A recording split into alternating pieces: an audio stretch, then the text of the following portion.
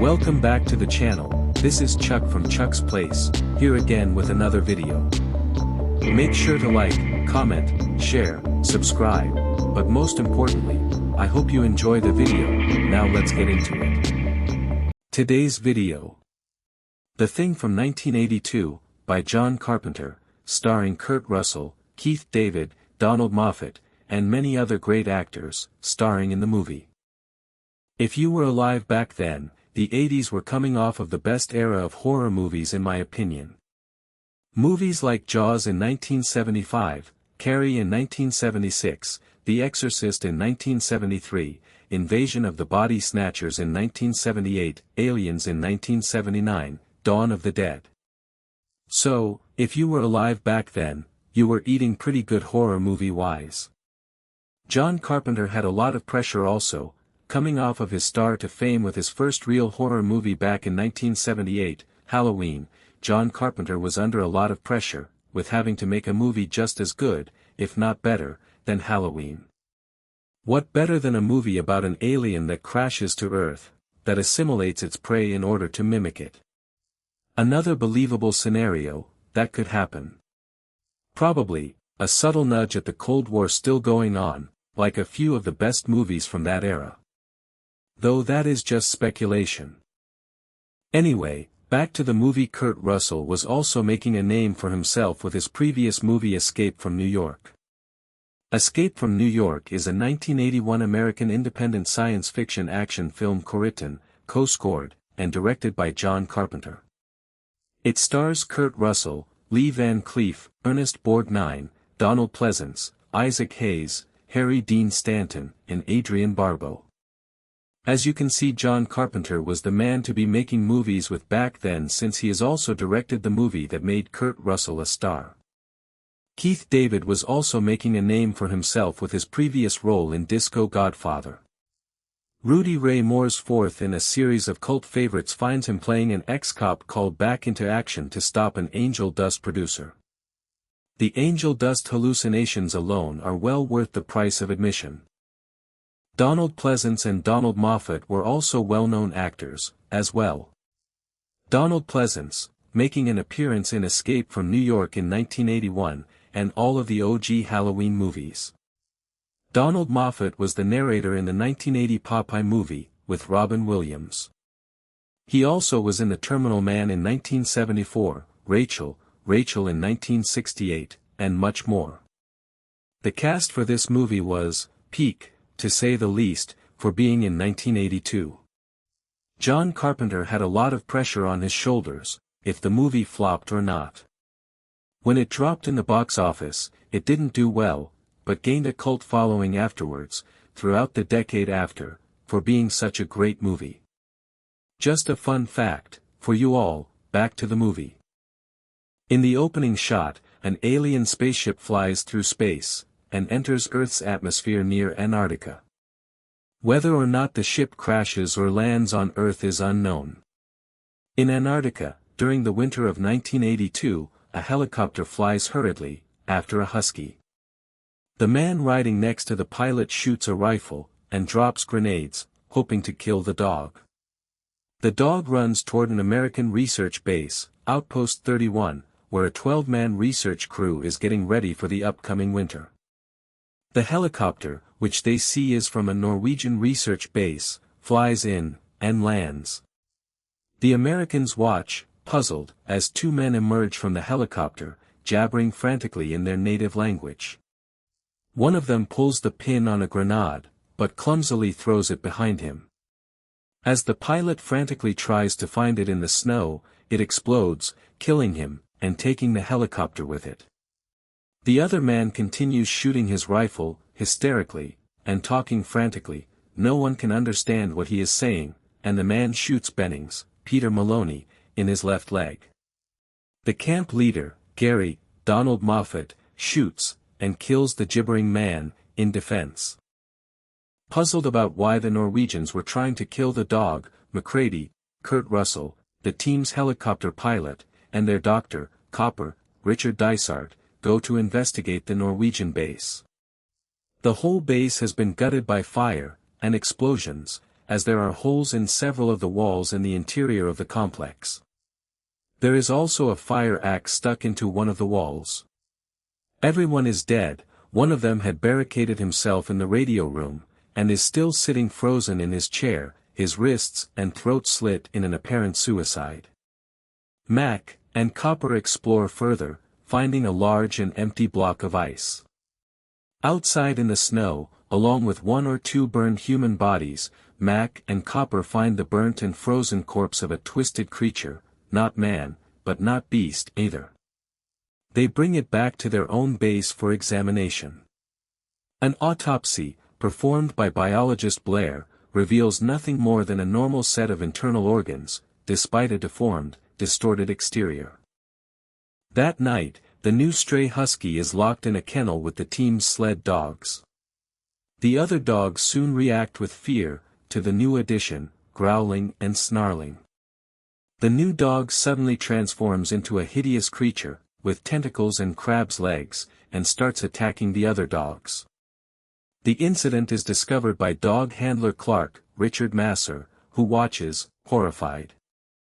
Mac hears the sounds of the thing's unworldly groan, and the cries of the other dogs, and he immediately responds by sounding the fire alarm, waking up the entire camp, who converge on the kennel, where they see the hideous dog-like creature, seemingly consuming the other sled dogs. Part of the creature separates from the rest, and pulls itself up through the ceiling.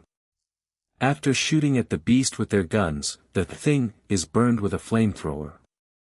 An autopsy done by Blair on the thing's remains reveals its secret. The thing is an alien organism that imitates other life forms by attacking, and either digesting or dissolving them, and reshaping its image to appear in the animal or person it kills. The team also watches a videotape of the Norwegian team working at a remote location, forming a circle around an object in the ice, and using thermite charges to uncover it.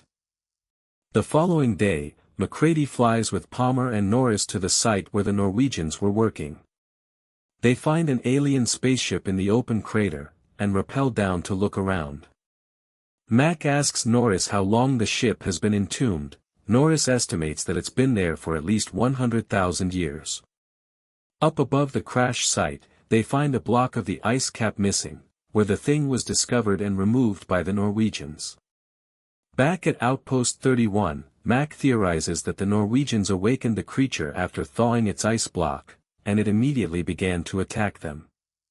That evening, Blair studies cells from the thing, and watches them attack and replicate other kinds of cells on his computer. Typing his report into his computer, the computer replies that the possibility that one or more team members may be infected by the alien organism is 75%, and that if the alien reached civilization, the Earth's population will be infected and taken over by the alien organism 27,000 hours, around 37 months, just over 3 years, after first contact. The team decides to place the creature's remains in a storage room. The assistant biologist Fuchs, Joel Polis, asks to speak privately with Mac. He tells Mac that he's been looking through Blair's, Wilford Brimley, notes, and found that Blair believes the organism's cells are still alive and active in the burned remains of both creatures. Blair has also theorized that the alien might have imitated 1,000 other lifeforms, across space. While Windows, Thomas G. Waits, and Bennings prepare the room to store the remains recovered from the Norwegian base, it begins to move, under the blanket it's been covered with. Windows returns to the room to find Bennings being attacked, wrapped in tentacles. Windows gets the other team members, but Bennings has escaped, through the storage room window. They find him in the snow, his transformation by the alien nearly complete, except for his hands, which are, hideously, large and grotesque shapes. Mac and the team incinerate him alive, and then burn the remains of the 2 other creatures along with him. Realizing that something like this could take over the world, if it got out, Blair seemingly loses his mind, killing the surviving sled dogs, and destroying the helicopter and the communications equipment, injuring Windows in the process, trapping the crew without hope of rescue. The others, seeing him as a threat, subdue him, lock him in the camp's tool shed, and sedate him. The following evening, Fuchs, trying to do research on how the thing can reproduce and multiply, is waylaid when one of the unseen infected persons disables the power to the lab. In going after it, Fuchs is killed, off camera, and his charred body is found outside in the snow a few hours later by Mac, Knowles and Windows. Either the thing burned Fuchs to death, or Fuchs burned himself in a suicide to prevent him from being taken over. Mac tells Windows to return to the main building while he goes with Knowles to his shack to investigate. When he left 2 days before, he turned out the lights and they're back on. Some time later, Knowles returns to the camp, nearly collapsing because of the cold. He tells the others he'd found ragged and dirty clothing with Mac's name on it in the oil furnace inside McCrady's shack. As they were struggling back to the main compound, Knowles cut Mac's safety line and made a break for it. Mac is locked outside and breaks the window in a storeroom to enter. He arms himself with a small bundle of dynamite and threatens to blow himself and the rest of them up if they don't back away. When Childs, Keith David, and the others rebel against McCrady, and to express their suspicion that he may be the thing, Norris collapses when he appears to have a heart attack. When Dr. Copper tries to revive him using defibrillator paddles, Norris' chest suddenly opens up into a monstrous mouth and bites off Copper's arms. McCrady uses a flamethrower to destroy the Norris-thing, leaving only its head, which detaches, sprouts spider-like legs and tries to crawl away before it is destroyed as well. At this point, McCrady leads the others in a test to determine who is infected.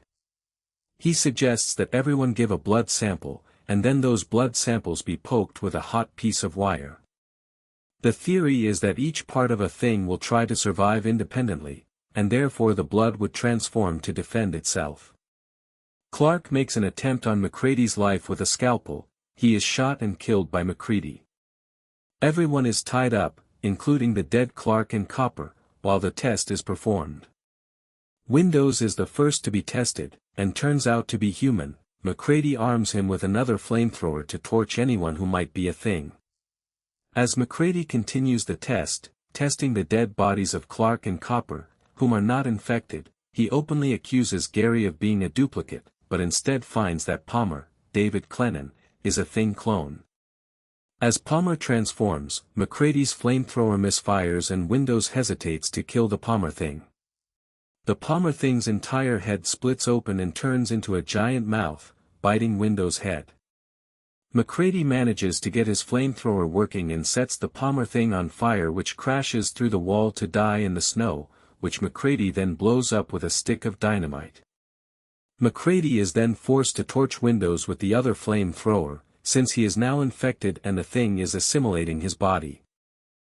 McCrady and the 3 remaining survivors, Childs, Gary, and Knowles, T.K. Carter, are revealed to be not infected. Childs is left on guard in the main building, while McCrady, Gary, and Knowles go to test Blair. They find that he has escaped, and has been using vehicle components to assemble a small flying saucer, which they destroy. Upon their return, Childs is missing, and the power generator has been destroyed, leaving the men without heat. McCrady surmises that, with no escape left, the thing intends to return to hibernation, until a rescue team arrives. The 3 men agree that the thing cannot be allowed to escape, and set explosives to destroy the station, but the Blair thing kills Gary, and Knowles disappears. The Blair thing transforms into an enormous creature, and breaks the detonator, but McCrady triggers the explosives with a stick of dynamite, destroying the station and the Blair thing. While McCrady sits by the burning remnants, Childs returns, claiming he got lost in the storm, while pursuing Blair. Exhausted, and slowly freezing to death, they acknowledge the futility of their distrust, and share a bottle of J&B Scotch whiskey. Like I said, if you were alive back then watching this movie in the theater, you would see even adults damn near wetting their pants on top of their kids having nightmares with them.